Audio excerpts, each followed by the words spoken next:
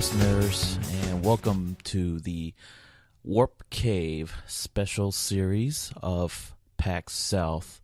I am bringing to you the first of 4 episodes of my trip down to Penny Arcade South convention. And if those who are not familiar with the Penny Arcade, it is a convention that is tailored towards gamers. Video gamers, and it is also, predominantly a, event where various video game developers and publishers flock to the event to show off the latest games under development, or maybe even show off the current games in general release. So what you're about to hear is the first of 4 episodes. This episode is mainly focused on space games, and I am going to interview 2 developers from 2 different games. One is Yager from Gray Box, publishers, and they are releasing a major free-to-play title called Dreadnought. And the next game that I'm going to talk about would be Rebel Galaxy. You can find both of these games in the link that I've provided below the podcast player on the YouTube channel. So if you're interested in seeing what the gameplay looks like for Dreadnought and Rebel Galaxy, click on the link below and you'll find what the games are about and what they look like in action. The interviews are focused on the development of each game, and hopefully it'll give you some insight on what goes behind the games and why they were made, and what to expect when you start playing each game. Now, as I mentioned before, this is the first of 4 episodes. The second episode will be about a game called Fortified, and a special guest interview with Crass Kitty, a Twitch.tv personality. It's a very fun interview. I hope you have a blast listening to that episode. Fortified's another game that is a kind of a tower defense style game, but it's more action shooter, and it is based in the 50s era science fiction. So that episode's coming out next week. And then the following episode will be kind of unique. It's kind of a double episode podcast, and it's all about the cosplayers that I interviewed at PAX South. And why I call it a double podcast, it's because I'm going to have a traditional audio podcast here on the Podbean site, as well as a slide cast. I call it a slide cast because it's just a bunch of photos and then the interview to show off each of the photos of each of the cosplayers I interviewed. So that way it will give you a pretty good visual on what these cosplayers look like and the hard work that they've put into in crafting their costumes and looking as closely as possible to the characters that they are portraying. So that episode's going to be coming out soon. And the 4th and last episode of my PAX series will be an interview with a special musician named Liz Enthusiasm from the band that most gamers would probably recognize as Freeze Pop. So I managed to get that interview together. It's a special Freeze Pop edition, and that would be the final episode in the series. And I do also hope on giving a special sneak preview on an audio story that I've been putting together along these past couple of weeks or so. But all in all, I hope you all enjoy these series of 4 episodes. And first on the list is the Dreadnought and Rebel Galaxy episode. Or I'll just dub this episode the Space Games episode. I hope you all enjoy. Thank you. I am here with a couple of my friends in San Antonio for PAX South. And for those who don't know what PAX South is, it is the Penny Arcade South. It is a corollary or satellite convention of PAX Maine, or Penny Arcade Maine, which is generally headquartered at Seattle, Washington. So they're holding this penny arcade version in the great southern state of Texas. But anyways, there are several games that I am looking forward to trying out. First on my mind is Rebel Galaxy from Double Damage Games. And what else? Gray Box has had another game called, what was it? I can't remember the name. Oh, yeah. I'm sorry. Dreadnought. That's the name of the game. I'm looking forward to that. That's another science fiction themed game. There's a lot of games that are coming out over the horizon that are heavily space themed, like Star Citizen, Rebel Galaxy, Dreadnought, the Mass Effect 4 game. That's potentially going to be another hit from EA. As far as major companies here in PAX South, Nintendo is going to be here, as well as Microsoft. As far as major publishers, I did not see EA or Activision here. I believe that PAX South is more geared towards indie studios. It'll be interesting to see what the independent scene is going to throw out for the gaming community, and I will preview them, and I will also play a videotape on those. Not a videotape, but I will film them on my iPhone and upload it on my YouTube channel for the Warp Cave viewers to view and enjoy and get their impressions based on gameplay videos. I will also try to interview some of the developers on the expo floor, and also I will also get to hopefully have a chance to interview some of the cosplayers and pick their brains and see how long it took them to make their costumes and stuff. Fan craftsmanship and fan enthusiasm has always been very fascinating to me, and we are going to, hopefully ask them how they came up with the material, what inspired them to choose the character that they are dressed up as, and so on and so forth. So stay tuned, and I will get you more info as the event unfolds. I will be here from Friday to Saturday from January 23rd to January 25th. Very impressed with a game called Dreadnought, and it's developed by Greybox. Right. Yager is developing, and Greybox is publishing. So, and who am I speaking to here? My name is Eckhart. Eckhart, you're in charge of? I'm the technical director of the project from the development team. Technical director. Okay, well, thank you for taking the time out of your busy schedule to answer these quick questions. I'll do my best to run through these. What inspired the development of this game? So, Yager as a company started first with a space game already. So it was developed for the first Xbox and was more a dogfighting game. And since then, we never let go the idea of having another sci-fi game. But there wasn't a proper time to do space game, and so we had always a pitch for a space game at the desk. And no, we were happy to do that together with Greybox, and always a dream, like a dream come true. I came off from playing from the game itself, and I was the healer of the team. And not very many PvP games offer a healing class. Well, yeah, there are, but it's ground-based, FPS type class game. But this is the first capital ship game that I've ever played where you could be a support class, and it's very crucial because the team that I was on, we were only ahead just barely by 10 points. But thanks to the support class, they were able to stay in longer.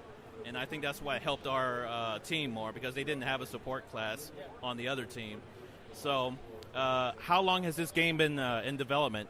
So we started in, 2013, so mid-2013. Now we reached pre-alpha state and want to get hands-on for the player as soon as possible. Nothing decided yet when it will be, but expect some announcement in this year at least. So. What's the best Twitter handle to track the development? Greybox or Yager? Or both, you know? I would say both. Both? Okay. Yeah. And how long do you think it'll take to... I know this is probably sensitive information, but a best estimate that you could give out for beta test? I would say soonish. Maybe you get information about more specific information about that at the next show, but like PAX East or so. But yeah, expect something to be out this year to be hands-on. And when was the first time you announced this game to the North American audience? When did y'all first announce it? So that was E3 last year. We showed it there to the press only, and then went after that to PAX Seattle, PAX Prime. And yep, it was first hands-on. I already got some good feedback. And we hope we had improved the game, and people will like it, hopefully. This is more of a marketing question. But when the game was first announced, I first heard about it through Game Informer issue, their E3 special. It was just a little square of information, and it was like capital ship PvP. Okay, so I looked on the internet, and my question is, will you guys open up a community forum soon? Yes, on the website Dreadnought.com there will be a forum soon. So there you can also sign up for a newsletter right now, but the website is currently being reworked, and soonish there should be proper community, everything set up. Okay. All right, Eckhart. One more question. What is your favorite class of ship that you like to play in here? Oh, it's hard to say. At the moment, with this setup, I love the Assault class with the battering ram, but depending on configuration, we do not have them here at the PAX. We have predefined ships. It might also be the Scout or the Support class. Yeah. So varies. So what's next? What's next for Yager as far as the project of the Dreadnought? So besides Dreadnought, you mean? No, I meant like the development of Dreadnought. What's next for you guys to focus on? So we want to get the public getting hands-on. Okay. So this is the main thing. There is also a single-player part of the game which we do not show and feature here at the show, but this will also be shown soonish to the public. And having that set up and running and polished is also focused. Yeah. So if we get the game out to the public, there should be at least some kind of single-player element in it to bring people into the game, learn the controls on their own. I didn't get to do enough research on Yager's other games. Is this going to be, do you know for sure if what kind of payment model this is going to be yet, or do you want to hold off on the announcement? No, we already announced that this will be a free-to-play game. So. Free-to-play? Wow, that's great. Yep. Thank you. All right. Well, do you have any questions for any of the players? I think I would love to hear what they think about the game. So I got already from you some feedback. There's so little time here to talk to all of the people who played the game, and we are watching the Facebook page. So please leave a comment when there are announcements on the show, and then the development team is heavily reading these comments, and All right, will do. Well, thank you for your time. Yeah, thank you. Alrighty, so after coming off from the Dreadnought demo, came away from there. My impressions of that demo for Dreadnought was very, very positive. The overview, I managed to get some gameplay impressions off of it. I was with a team of 4 other players. It was a 5 versus 5 demo. And you can pick between a Dreadnought class, a artillery class, which is a sniper. The Dreadnought class is kind of a heavy tank, heavy hitter. The Corvette, which is a stealthy small ship that can do hit and run tactics. And a tactical cruiser, which can support larger ships by healing your fellow teammates. The other team I was going up against, I did not see any healers. The match was still very, very close. After probably about 5 or 10 minutes of gameplay, the team that I was on managed to beat the other team because I was on my healer class. and I was zipping from one place to the other, throwing out heals for my fellow teammates, and the score was 85 to 95, so we were very, very, very close. It was a very close game. But in the end, due to the healing ability of the cruiser that I was playing, my team managed to eke a victory and managed to win a t-shirt for it, too. All right, so we are at the gray box display area, and I am talking to two players who just finished playing Dreadnought, and I'm just here to get their initial impression. So what's your name, sir? My name's Steven. And what's your name, miss? Sarah. Sarah. So I'll start with you, Steven. What are your impressions of it so far? It was really fun. It was a lot of fun. It's beautiful looking. The gameplay was fun. A lot of different ships, a lot of different abilities. Had a really good competitive aspect of it. That was a lot of fun. Yeah. And how about you, Sarah? I agree with him on all the graphics were very nice. There was a lot of ships to choose from, and you have to use, your own certain skills and match it up with whatever ship fits you best. And what class did you play? I tried out the Destroyer and the Dreadnought and the Sniper. Well, I did well with the Sniper, but all the other ships I kind of blew up, so... Oh, it's all good. It's all good. And what out of those three, what did you like the most? The Sniper was the one I did best with. I kind of just hung back and tried to get kills where I could and help out teammates.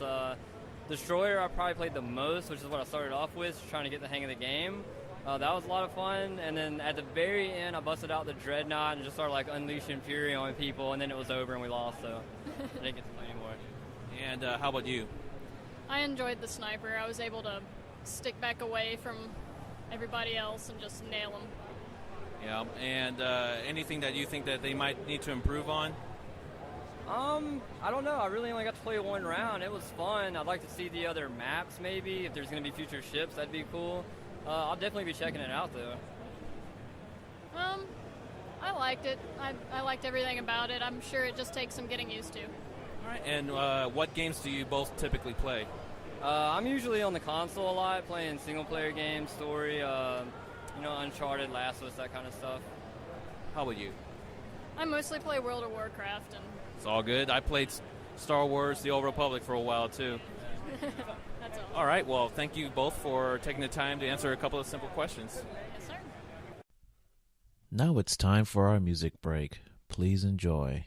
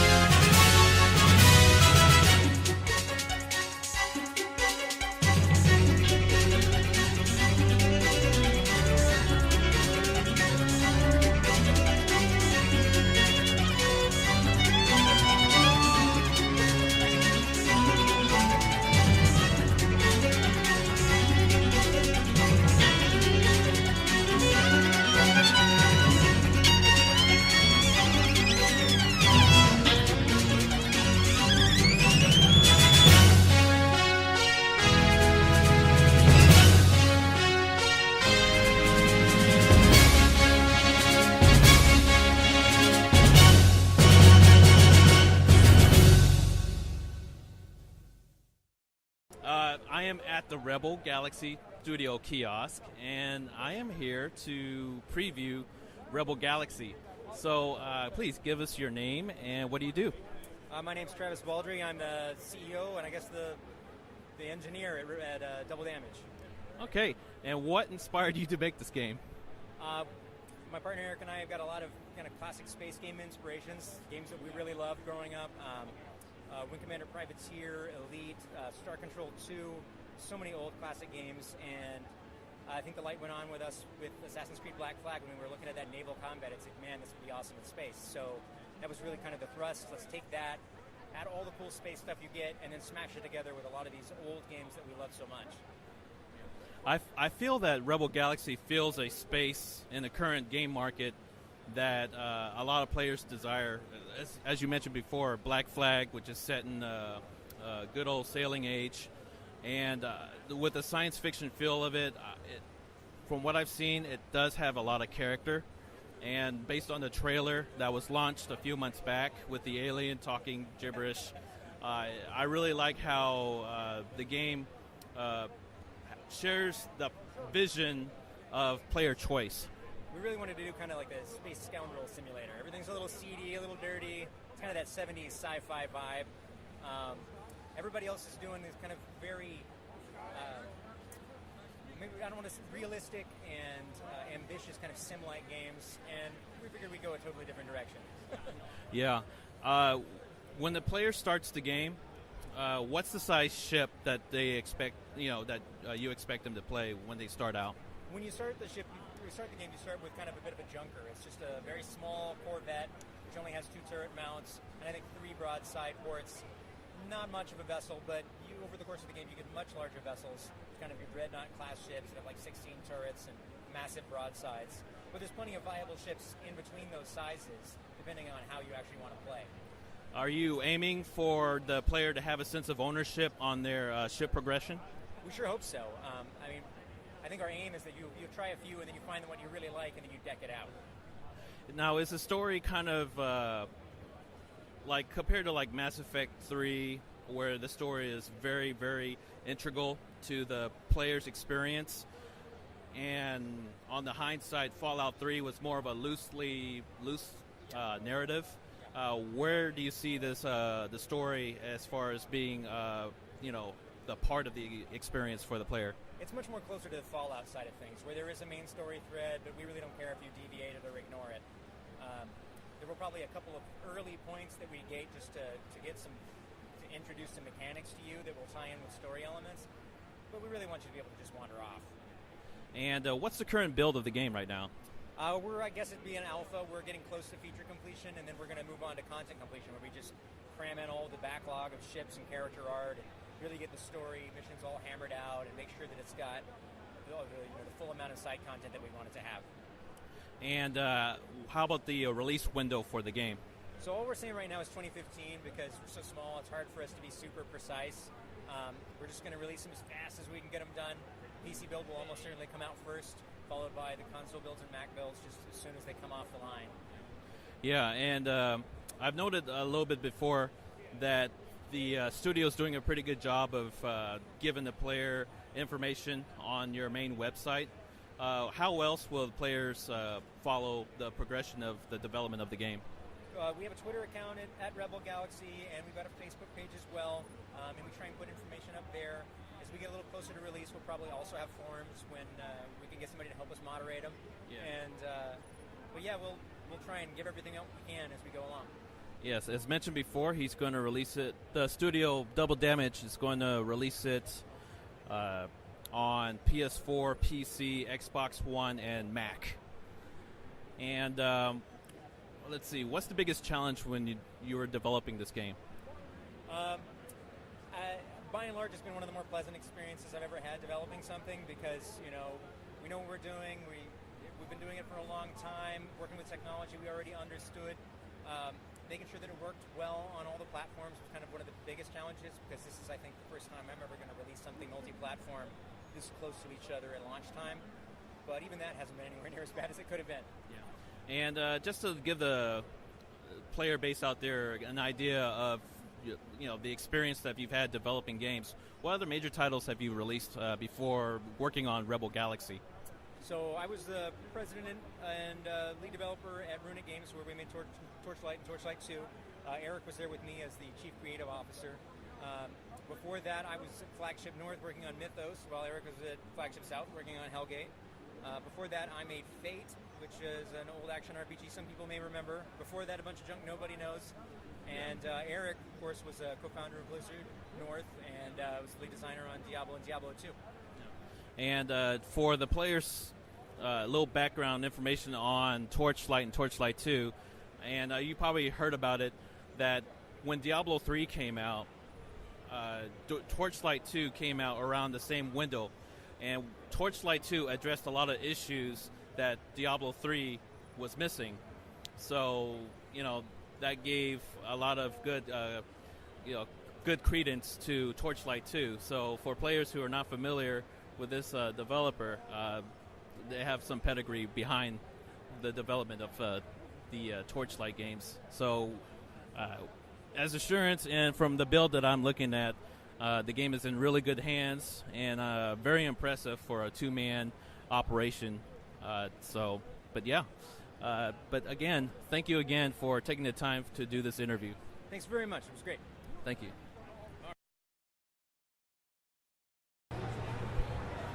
Here are my gameplay impressions of Rebel Galaxy.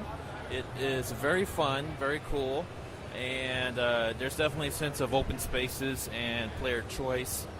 The graphics are beautiful, and at this early stage, the ship controls in combat and navigating are spot on. I can't wait to check out the game when it comes to release on PC and PS4, Xbox One, and Mac. All right, I'm with a player who just finished playing Rebel Galaxy with one of the main developers of the game, and I'd just like to get his impressions of it so far. So what do you think of the game? I think it's really cool so far. I think the number one thing that I like about it is that you can't fly up or down. I mean, a lot of players would probably think that's a little limiting, but for me, that eliminates a lot of the confusion with space games where you're just like, I'm not pointed in the right direction. So you really just have to worry about left and right, that's a lot better. I also like the combat system was really cool. It was open in a way that felt like a tactical game, but it was more action oriented than that. So yeah, I liked it a lot. Okay, great. And do you think there's anything that probably needs room for improvement on it?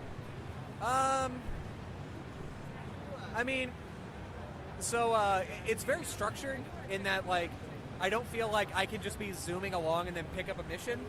It seems like there are a couple of those, but most of the things are driven by docking at a station and picking up a mission and going to go do it.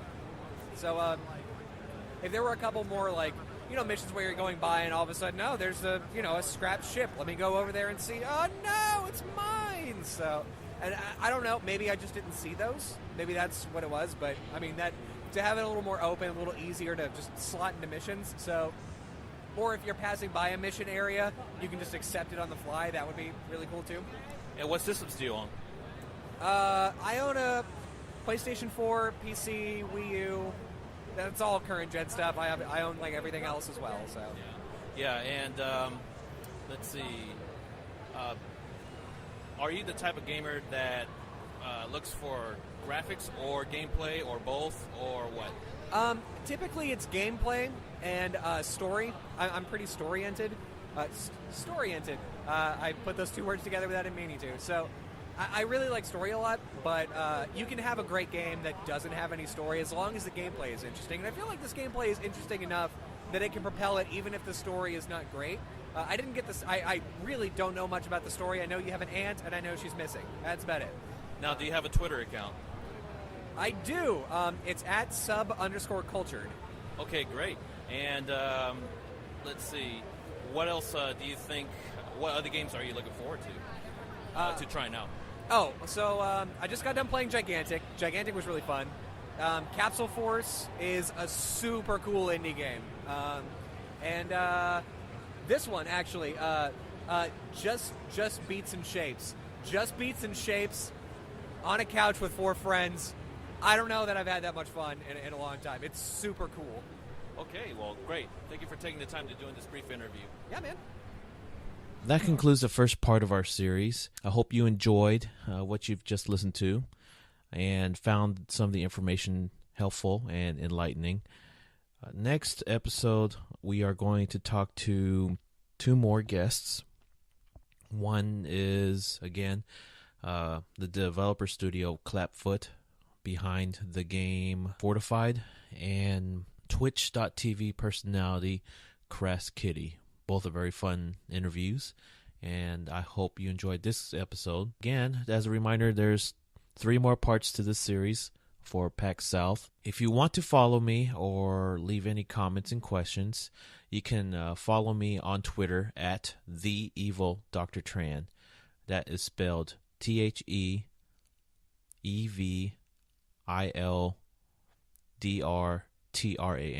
at TheEvilDrTran. You'll find the right person because my Twitter account has a profile picture of Godzilla. So if you find you're not sure of the spelling, again, it's TheEvilDrTran on Twitter. Please leave any comments or questions or suggestions. Thank you, and have a nice day.